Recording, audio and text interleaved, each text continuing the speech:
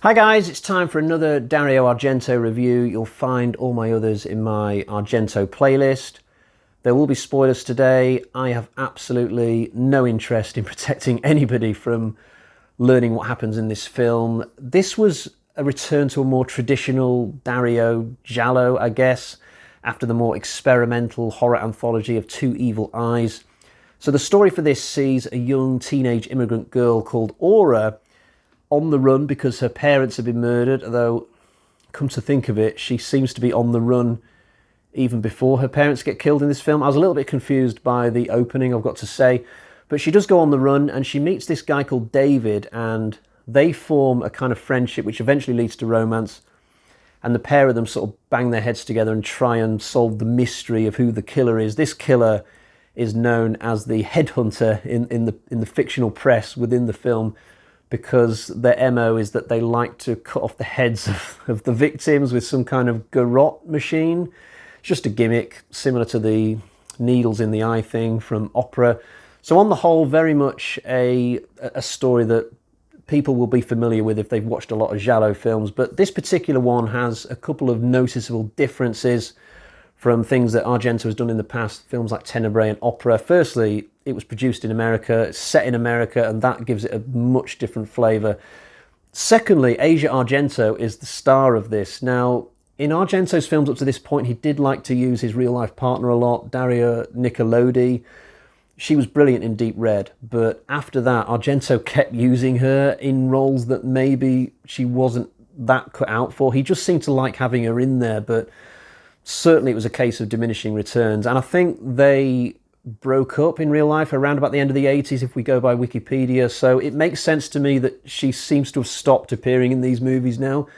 But no sooner is she gone, we have Asia coming into the fray. So Dario seemed to like to have at least one family member in his films, it seems. This is the first time I've seen her in any film, and I think she's actually a pretty good actress. She was very young when she did this. I don't think it was her first film by a long shot, but I think she conducts herself in this film extremely well with the material she's got.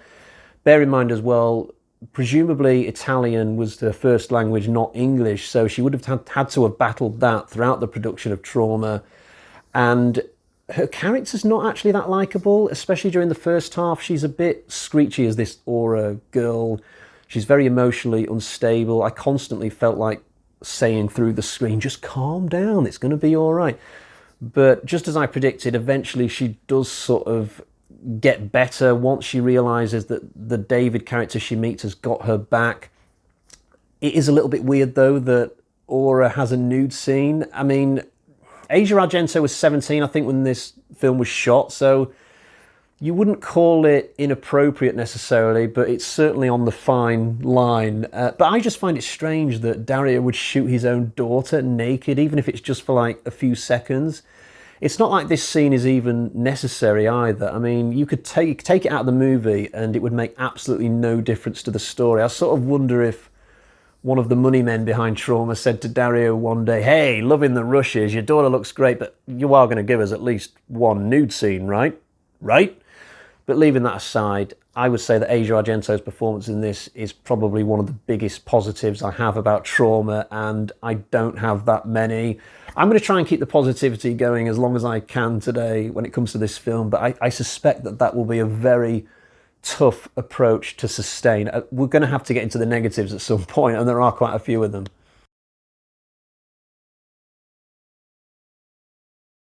I've only really got one more positive, though, to be honest, which is the relationship between David and Aura. So sort of an extension then of my first positive, because I'm still talking about Asia Argento as Aura. But I like the arc that these two characters go on. I think it's quite sweet. I like the fact that they start off in a completely different position than where they eventually end up.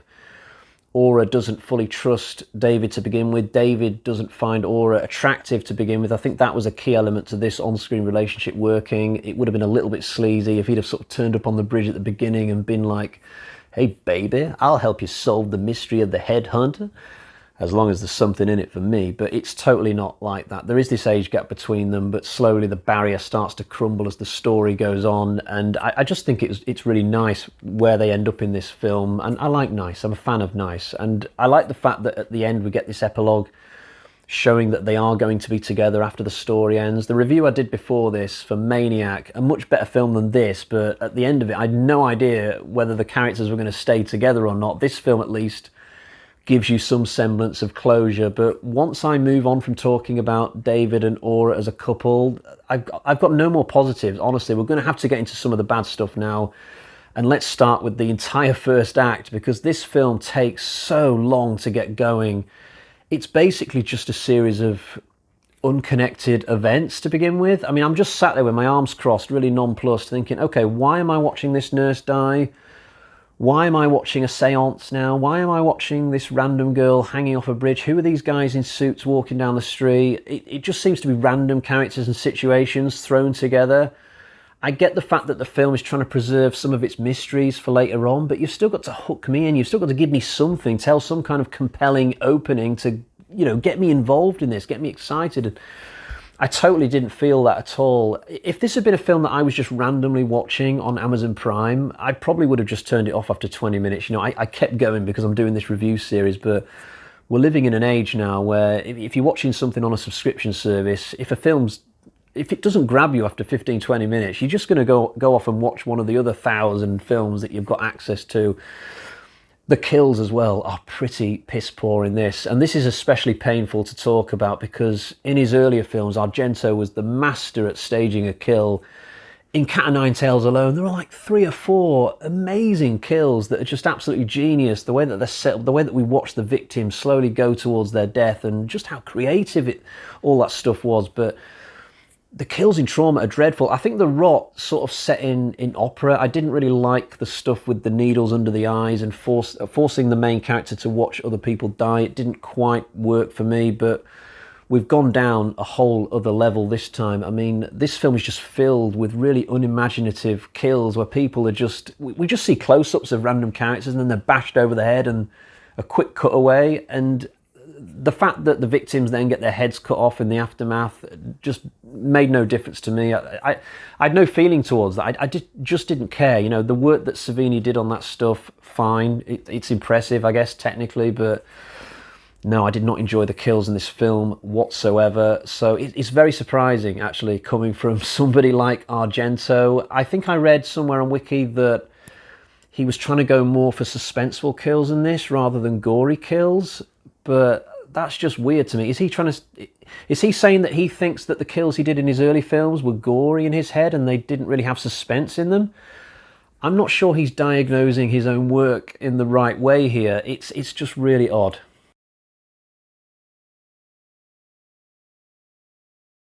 Of even more bemusement to me was the fact that Brad Dourif turns up in this film when more than an hour has already passed. I almost had to sort of blink to make sure that it was him. I totally didn't expect to see Brad Dourif in a film like this.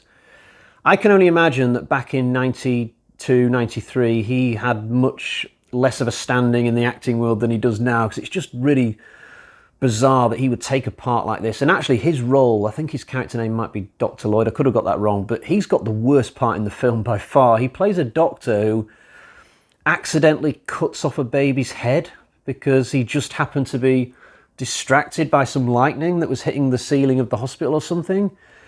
He's trying to take this baby out of the womb at the time, and okay, doctors do occasionally make mistakes. They'll do little nicks and things that they didn't intend, but they're not going to decapitate a baby when they're trying to deliver it. That's just ludicrous.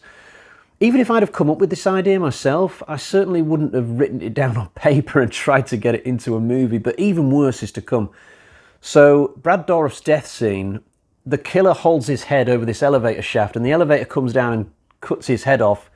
If it had just been left at that would have been fine, but we get this horrible shot where the camera's basically at the bottom of the shaft looking up and we see the head coming down towards the camera, and Brad Dourif seems to still be alive. Even though his head's been cut off, he's going, ah, and it's like, oh my God, what are you doing, Dario? This is dreadful. It looks so bad.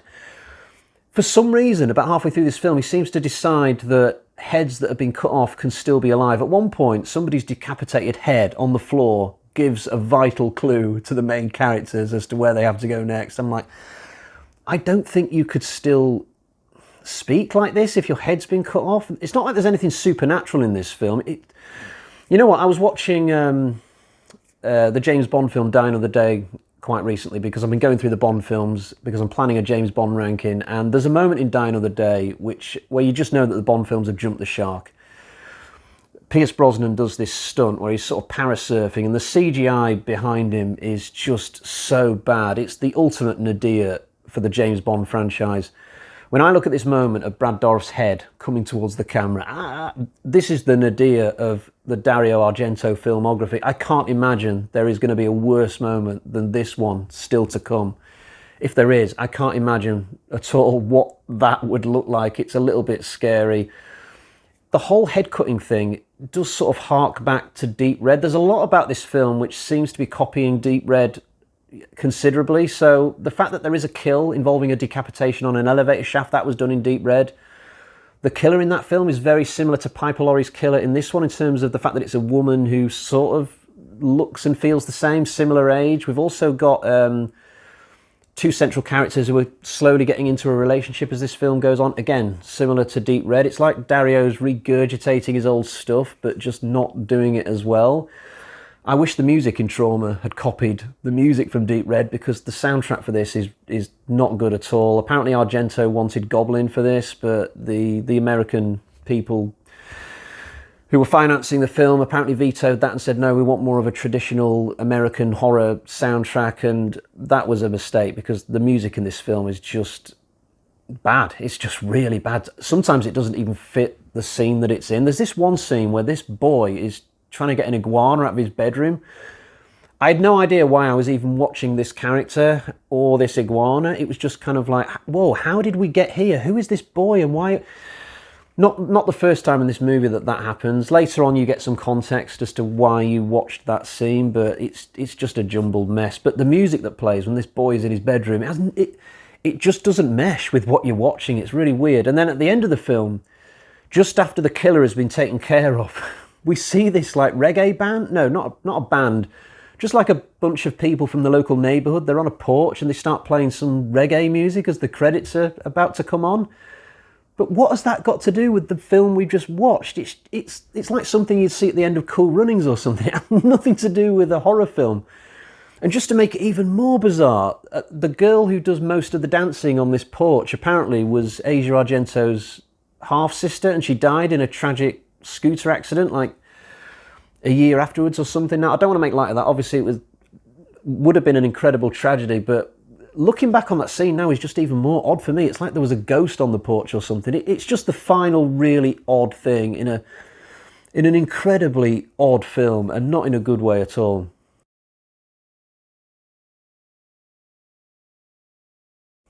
So normally at this point in the review, I would show you the copy of the film that I have on Blu-ray or DVD, but I didn't buy Trauma, thankfully. I'm not buying any more of these films. I own all of Argento's films up to and including Phenomena, but beyond that, I'm just renting the films really, and even spending a very minimum amount of money to rent them is starting to get a little bit painful. Although having said that, I did get to watch Trauma for free because it's available to watch through imdb.com, which I did via my Amazon app.